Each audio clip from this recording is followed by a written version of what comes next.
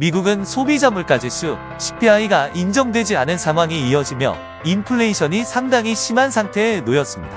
하지만 미국이 높은 인플레이션을 억제하기 위한 대응으로 미국 중앙은행 연준의 강한 긴축이 달러 강세를 불러 일으켰고, 이에 미국은 물론이고 대비를 하지 못한 다른 수많은 국가들 역시 높은 인플레이션에 시달리며 주식시장이 폭락하고 환율이 크게 올라 수입 물가가 오르는 등 악영향이 더해지고 있는데요.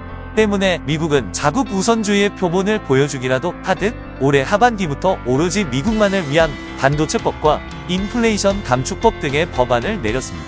반도체법은 미국의 반도체 공장을 짓는 기업에 여러 보조금과 혜택을 부여한다는 법안이지만, 실제는 미국을 제외한 반도체 업체가 미국에서 반도체를 생산하게 함으로써 기업들의 영업기밀인 죽음의 투자 계획을 미국 상무부에 실시간으로 부부해하는 등 자신도 모르게 미국의 통제를 받아야 하는 것이었죠. 인플레이션 감축법 역시 법안의 핵심인 전기차 자국 우선주의라고 볼 수 있습니다. 이 법안은 철저하게 미국산 전기차에게만 수혜가 주어지는데요. 표면적으로는 자국 내 친환경 에너지 공급망을 탄탄하게 하기 위해 전기차를 구매한 소비자에게 $7,500의 세액공제를 주겠다고 명시가 되어 있지만 조건이 있습니다. 바로 미국 내에서 조립한 모델로 북미산 건물과 부품을 일정 비율 이상 사용은 배터리를 장착된 전기차여야만 세액공제가 가능해진다는 겁니다. 그렇기 때문에 미국 내에 전기차 공장이 없는 현대는 비상이 걸렸습니다. 미국에 팔리는 현대 전기차는 모두 국내에서 생산해 미국으로 수출하고 있기 때문이었죠. $7,500는 하루 약 1,000만 원으로 현재 미국에서 잘 팔리고 있는 아이오닉5의 가격은 5,250만 원 선입니다. 비슷한 성능의 미국 차로 온 포드 머스탱이 있는데요. 포드 머스탱의 가격이 5,800만 원이라는 것을 고려하면 확실히 아이오닉이 성능으로 보나 가격으로 보나 경쟁력이 있습니다. 하지만 여기서 소비자가 포드 머스탱을 선택할 경우 1,000만 원 가량의 보조금을 받기 때문에 아이오닉5의 가격 경쟁력은 현저히 떨어지게 되는 아이러니한 상황이 벌어지는데요. 이런 상황에서 현대차가 바이든 정부에 더욱 배신감을 느낄 수밖에 없던 이유는 따로 있었습니다. 지난 5월 바이든 대통령의 방한 당시 현대차 그룹은 미국에 14조 원 정도를 투자하여 미국 내 전기차 공장을 착공하기로 한 약속이 성사됐고, 이에 바이든 대통령은 미국은 현대차를 실망시키지 않을 것입니다 라고 공언한 바가 있기 때문인데요. 이후 현대 아이오닉5가 미국 전기차 시장 점유율이 테슬라에 이어 2위를 차지하기도 했습니다. 테슬라가 76%, 현대차가 9%의 점유율로 1위와의 격차가 크지만 3위를 차지한 포드가 차고 선두인 것을 감안하면 현대차의 성장률은 1년 의미 있는 수치입니다.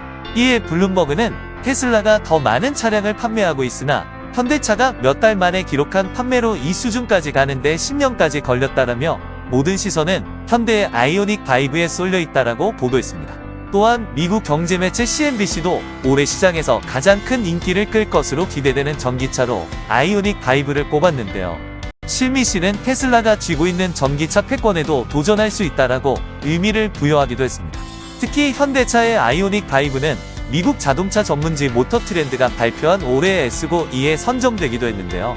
오토트렌드가 선정한 45개 앱 수입이 후보들 중 절반 이상이 미국생 신차였으며 전기차를 1위로 올린 건 아이오닉5가 처음이라는 점에서 정말 의미 있는 수상입니다. 아울러 모토트렌드는 앱 수입에 의해 핵심 기준을 모두 충족하는 모델이라며 특히 $30,000 수준의 저렴한 가격이 전기차 중 가장 빠른 급속 충전 시스템을 지원하고 있다. 뛰어난 항속거리, 인간 중심의 편의 사양을 갖춘 아이오닉5는 우승자가 될 자격이 충분해 라고 말했습니다.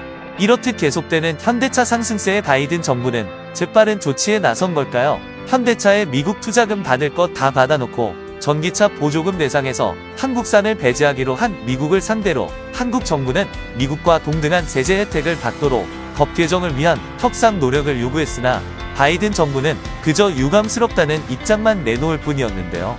앞서 반도체법 역시 반도체법의 인센티브를 받은 기업은 향후 10년간 중국을 비롯한 대제국의 신규 투자가 제한되는 대신 미국 내에서 반도체 관련 신규 투자를 진행하는 기업에 대해 7조 원에 달하는 재정 지원과 25%의 투자 세액 공제를 제공한다는 내용이 담겨 있어 중국에 60 이상을 수출하고 있는 삼성과 SK하이닉스 등 반도체 대기업이 미국의 법안 개정으로 인해 불이익을 입을 수 있다고 우려하기도 했습니다.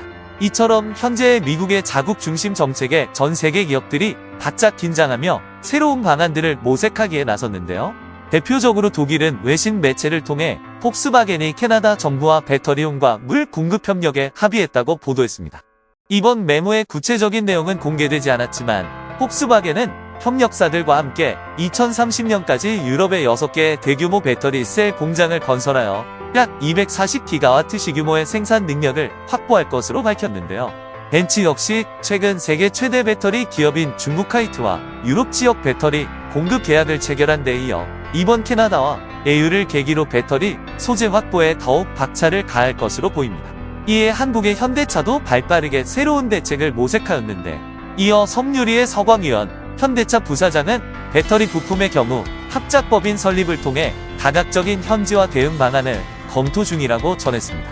특히 유럽의 경우 러시아와 우크라이나의 전쟁 여파로 에너지 비용이 커지면서 완성차 업체들의 생산이 급감하는 등 시장 위축이 예고되고 있는데요. 현대차는 이를 유럽 시장 점유율 확대의 기회로 삼는 전략을 세웠으며, 실제 28일 현대차그룹에 의하면 정기석 회장은 체코 프라하에서 페트로필라 총리를 예방, 현대차 체코 공장을 전동을 중심으로 전환하는 내용을 바탕으로 한 상호 협력 방안을 논의했다고 발표했습니다.